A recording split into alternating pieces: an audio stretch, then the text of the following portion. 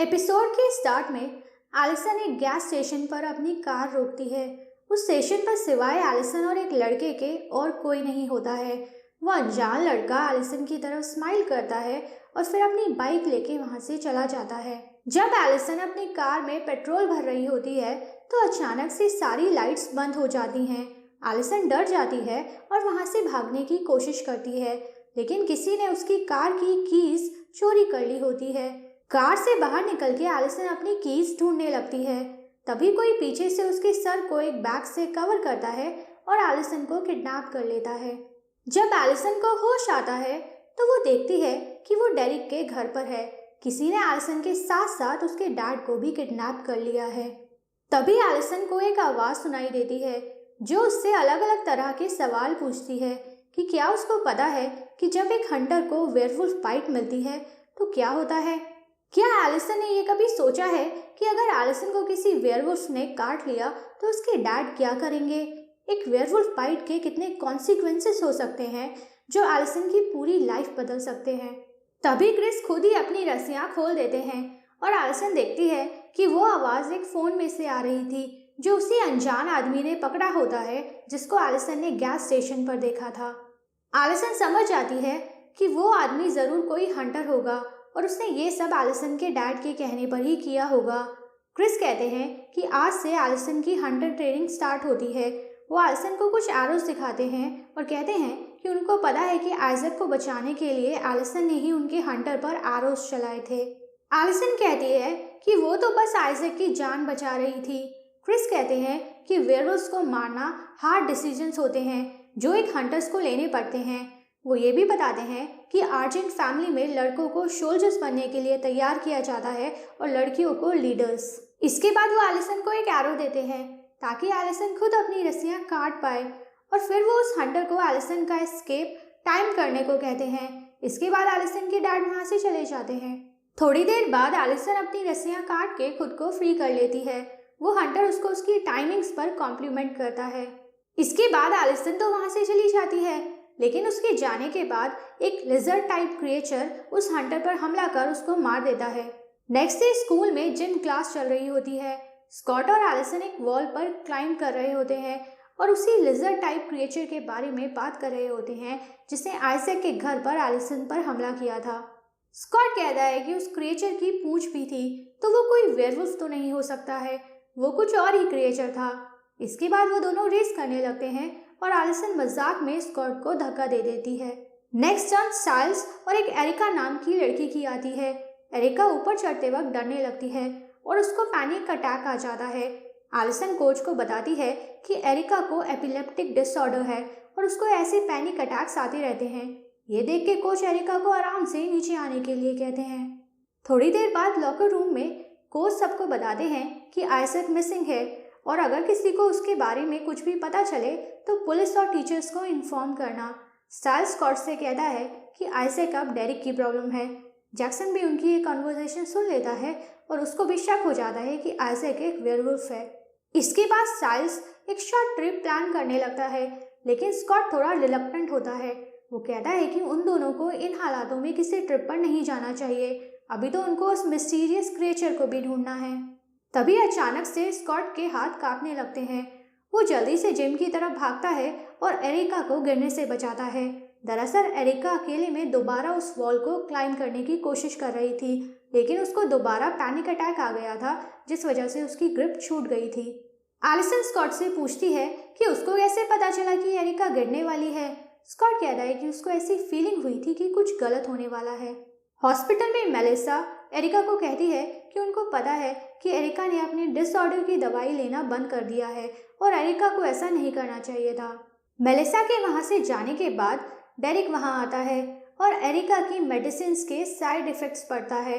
वो एरिका को वेयरवुल्फ बनने का लालच देता है और कहता है कि वेयरवुल्फ बनने के बाद एरिका बिल्कुल ठीक हो जाएगी। ठीक ही नहीं, बेटर हो जाएगी। डेरिक की आइज रेड ग्लो करने लगती हैं और एरिका उसके झांसे में आ जाती है। बायोलॉजी क्लास में वैक्सीनेशन पर एक वीडियो चल रही होती है। मैट जैक्सन पर गुस्सा करता है कि उसको जैक्सन को अपना कैमरा देना ही नहीं चाहिए था क्योंकि जैक्सन ने उसके कैमरे के लेंस तोड़ दिए हैं।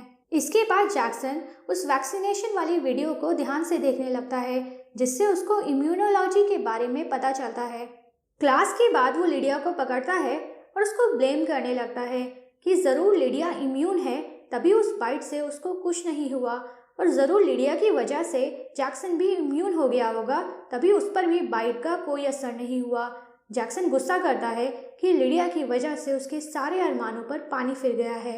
जैक्सन की बातों की वजह से लिडिया बाथरूम में जाके रोने लगती है। वहाँ उसको एक अनजान आदमी के पैर दिखते हैं। वो उस आदमी का पीछा करती है तो देखती है कि वो आदमी स्कूल की ट्रॉफीज को देख रहा है। इसके बाद वो आदमी कहीं चला जाता है। जब लिडिया उस ट्रॉफी केस के पास जाती है तो देखती है कि एक ट्रॉफी पर पीटर हेल का नाम लिखा है। तभी लिडिया को पीटर से रिलेटेड कुछ फ्लैशबैक्स दिखते हैं और वो बहुत कंफ्यूज हो जाती है। स्टाइल्स एक लड़के बॉयड के साथ किसी तरह की डील करता है और उस लड़के को $50 देके उससे कुछ कीज लेता है। दरअसल बॉयड एक आइस स्केटिंग रिंक में काम करता है और उसी रिंक को थोड़ी देर के लिए अकेले में यूज करने के लिए स्टाइल्स बॉयड को $50 देता है। फिर स्कॉट और स्टाइल्स अपनी इवनिंग एक्टिविटीज प्लान करने लगते हैं। तभी वो देखते हैं कि एरिका बिल्कुल नए अंदाज और स्टाइल में स्कूल में आती है। सब लोग उसके इस नए अंदाज को देख के चौंक जाते हैं। स्कॉट और स्टाइल्स एरिका का पीछा करते हैं तो देखते हैं कि वो डेरिक के साथ है। एनिमल क्लिनिक में स्कॉट अपनी लाइफ की प्रॉब्लम्स के बारे में सोच रहा होता है और उससे एक ग्लास का जार छूट जाता है। वो कहता है कि उसकी लाइफ भी ऐसे ही उसके हाथों से फिसल रही है और सब कुछ बदल रहा है। डीटन कहता है कि मे भी सब कुछ अच्छे के लिए ही बदल रहा हो। ये हम पर डिपेंड करता है कि हम बदलती चीज़ों को अपनी लाइफ में क्या शेप देते हैं। इसके बाद डीटन स्कॉट का मूड ठीक करने के लिए उसकी सैलरी बढ़ा देता है। एलिसन और लिडिया आर्जेंट हाउस में हैंग आउट कर रहे होते हैं। क्रिस वहां आते हैं और एलिसन को लिडिया पर नजर रखने को कहते हैं, क्योंकि उनको अभी भी डर है कि कहीं पीटर की बाइट की वजह से लिडिया एक वेयरवुल्फ ना बन जाए। एलिसन कहती है कि वो अपनी दोस्त पर ऐसे जासूसी नहीं करेगी।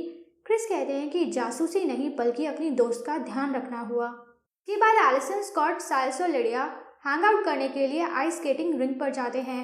एलिसन स्कॉट को स्केटिंग सिखाने लगती है और अकेले में मौका देख के साइल्स लिडिया को पटाने की कोशिश करता है। वो खुद की और लिडिया की बात कर रहा होता है, लेकिन लिडिया को लगता है कि साइल्स स्कॉट और एलिसन की बात कर रहा है और वो कहती है कि हाँ, स्कॉट और एलिसन एक साथ बहुत क्यूट लगते हैं। एलिसन और स्कॉट फोटो बूथ में कुछ पिक्स लेते हैं, लेकिन कैमरे के फ्लैश की वजह से ज़्यादातर पिक्स में स्कॉट की आइज ग्लो कर रही होती हैं। लिडिया हेलुसिनेट करने लगती है और उसको वहाँ आइस पर कुछ फ्लावर पेटल्स दिखते हैं। जब वो उन पेटल्स को फॉलो करती है तो देखती है कि वहाँ एक वूस्पेन का पौधा लगा है जो बर्फ में ही उग रहा है। जब लिडिया बर्फ हटाती है तो आइस के नीचे उसको पीटर की बॉडी दिखती है और लिडिया डर जाती है और चीखने लगती है। उसकी चीखें सुन के स्कॉट और एलिसन भी वहाँ पर आते हैं और देखते हैं कि लिडिया बुरी तरह घबराई हुई है और साइल्स ने उसको पकड़ा हुआ है और उसको शांत करने की कोशिश कर रहा है। नेक्स्ट डे स्कूल में स्कॉट एरिका को कन्फ्रंट करता है और पूछता है कि डेरिक का नेक्स्ट विक्टिम कौन होगा। उसको अपने पैक में एटलीस्ट 3 वेयरवुल्फ्स तो चाहिए ही होंगे। एरिका कहती है कि तीसरा वेयरवुल्फ है तो स्कॉट एरिका को वेयरवुल्फ बनने के लिए जज करता है। तो एरिका कहती है कि स्कॉट को नहीं पता है कि एरिका की लाइफ कितनी टफ थी। वो एक इंसिडेंट बताती है जब एरिका को क्लास के दौरान पैनिक अटैक आया था और उसके क्लासमेट ने उसकी हेल्प करने की बजाय उसकी वीडियो बना ली थी और सब लोग उस पर हंस रहे थे। एटलीस्ट वेयरवुल्फ बन के एरिका को दोबारा ऐसे ह्यूमिलिएट तो नहीं होना पड़ेगा। आर्जेंट हाउस में एलिसन की मॉम अपनी बेटी का रूम क्लीन कर रही होती हैं कि तभी उनको एलिसन की बुक से स्कॉट का एक लव नोट मिलता है।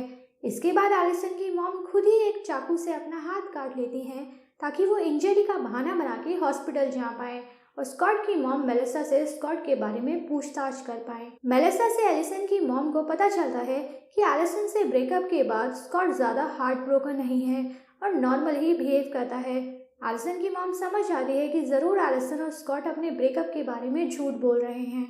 स्कूल में लंच के दौरान एलिसन स्कॉट को डेरिक और उसके नए वेयरवुल्फ से दूर रहने को कहती है। वो कहती है कि हंटर्स की नज़र हमेशा उन पर बनी रहती है और एलिसन नहीं चाहती कि इस डेरिक वर्सेस हंटर्स की लड़ाई में स्कॉट को कुछ हो। इसके बाद साइल्स वहाँ आता है और स्कॉट को बताता है कि बॉयड भी मिसिंग है। उन दोनों को शक होता है कि डेरिक ने बॉयड को भी वेयरवुल्फ बना दिया है।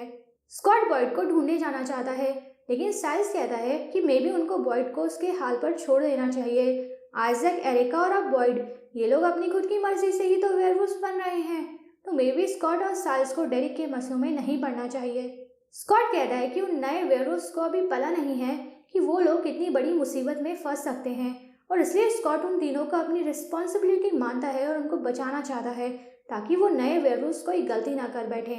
जैक्सन डेरिक से मिलने उसके घर जाता है ताकि वो डेरिक से पूछ सके कि वेयरवुल्फ बाइट का असर जैक्सन पर क्यों नहीं हुआ है, लेकिन डेरिक की जगह जैक्सन को वहाँ क्रिस मिलते हैं। वो जैक्सन को आगे से डेरिक से दूर रहने को कहते हैं क्योंकि क्रिस नहीं चाहते कि जैक्सन भी एक वेयरवुल्फ बने और आगे चल के उनको जैक्सन को भी हंट करना पड़े। साइल्स बॉयड को ढूंढने उसके घर जाता है, लेकिन उसको वहाँ एरिका मिलती है। वो साइल्स से फ्लर्ट करती है और फिर उसको बातों में लगा के उसके सर पर उसी की जीप के पुर्जे से वार करती है, जिससे साइल्स बेहोश हो जाता है। क्रिस अपने हंटर की डेड बॉडी लेके एनिमल क्लिनिक जाते हैं और डिटेल से उस बॉडी को एग्जामिन कर ये पता लगाने को कहते हैं कि उस हंटर को किस तरह के क्रिएचर ने मारा है। ये वही हंटर है जिसको एपिसोड के स्टार्ट में डेरिक के घर के पास उस लिजर्ड टाइप क्रिएचर ने मार दिया था। क्रिस कहते हैं कि उनको पता है कि डीटन कोई आम वेट नहीं है और उसको वेयरवुल्व्स और हंटर्स के बारे में पता है। स्कॉट को बॉयड वहीं आइस स्केटिंग रिंग पर मिलता है। वो बॉयड को समझाने की कोशिश करता है कि वेयरवुल्फ बनना सही डिसीजन नहीं है, इसमें बहुत खतरा है। बॉयड कहता है कि डेरिक ने उसको हंटर्स के बारे में बता दिया है, पर फिर भी बॉयड ने डेरिक का ऑफर एक्सेप्ट कर लिया है क्योंकि वो अकेला नहीं रहना चाहता है और उसको दोस्त चाहिए। स्कॉट कहता है कि डेरिक कोई अच्छा दोस्त नहीं है और बॉयड की लाइफ बर्बाद कर देगा। तभी डेरिक भी वहां आ जाता है और कहता है कि उसके बारे में बॉयड को भड़काने से पहले स्कॉट को आइजैक और एरिका से पूछ लेना चाहिए कि क्या डेरिक ने उनकी लाइफ बर्बाद कर दी है। आइजैक और एरिका कहते हैं कि नहीं, उल्टा डेरिक ने तो उनकी लाइफ बना दी है। डेरिक स्कॉट को वहां से जाने को कहता है, लेकिन स्कॉट मना कर देता है, तो डेरिक आइजैक और एरिका को उससे लड़ने भेजता है। स्कॉट ऑब्वियसली उन दोनों नए वेयरवुल्फ से ज्यादा पावरफुल है, तो वो उन दोनों की पिटाई कर उनको वापस डेरिक की तरफ फेंक देता है और कहता है कि डेरिक तो बस पावर के लिए उनका इस्तेमाल कर रहा है। डेरिक कहता है कि हाँ, ये सब पावर का ही तो खेल है। इसके बाद डेरिक और स्कॉट लड़ने लगते हैं, लेकिन क्योंकि डेरिक एक अल्फा है, वो स्कॉट से ज्यादा पावरफुल होता है और स्कॉट को हरा देता है। स्कॉट बॉयड से पूछता है कि क्या वो डेरिक जैसा बनना चाहता है। बॉयड स्कॉट को अपनी बाइट दिखाता है कि डेरिक ने ऑलरेडी उसको काट लिया है। बॉयड कहता है कि वो डेरिक के पैक जैसा नहीं बल्कि स्कॉट की तरह बनना चाहता है। इसके बाद वो चारों स्कॉट को ऐसे ही छोड़ के वहां से चले जाते हैं। साइल्स को होश आता है और वो देखता है कि एरिका ने उसकी अनकॉन्शियस बॉडी को एक कूड़ेदान में डंप कर दिया था। स्कॉट अपने बॉस डीटन के पास जाता है और कहता है कि उसके वुंड्स हील नहीं हो रहे हैं। डीटन कहता है कि वो चोटें उसको एक अल्फा यानी कि डेरिक के साथ फाइटिंग के दौरान लगी हैं और इसलिए उसकी वुंड्स खुद जल्दी से हील नहीं हो रहे हैं। इसके बाद डीटन स्कॉट को डेड हंटर की बॉडी दिखाता है और स्कॉट से कहता है कि उसको स्कॉट से बहुत ज़रूरी बात करनी है। जैक्सन लैक्रोस फील्ड पर प्रैक्टिस कर रहा होता है। वो वेयरवुल्फ ना बन पाने की वजह से बहुत गुस्से में होता है। उसकी कार कीचड़ में फंस जाती है और जब वो अपनी कार ऊपर लिफ्ट करने की कोशिश करता है तो उसकी कार कीचड़ में और भी धंस जाती है। इस बात से जैक्सन को और भी गुस्सा आ जाता है और उसके अंदर कुछ ट्रिगर करता है और वो अपनी कार को एकदम से ऊपर उठा लेता है। अपनी ये नई स्ट्रेंथ देख के जैक्सन बहुत खुश हो जाता है। इसी के साथ ही एपिसोड खत्म हो जाता है। अगर एपिसोड का एक्सप्लेनेशन अच्छा लगा हो तो चैनल को प्लीज़ ज़रूर सब्सक्राइब कीजिएगा। Thank you for watching.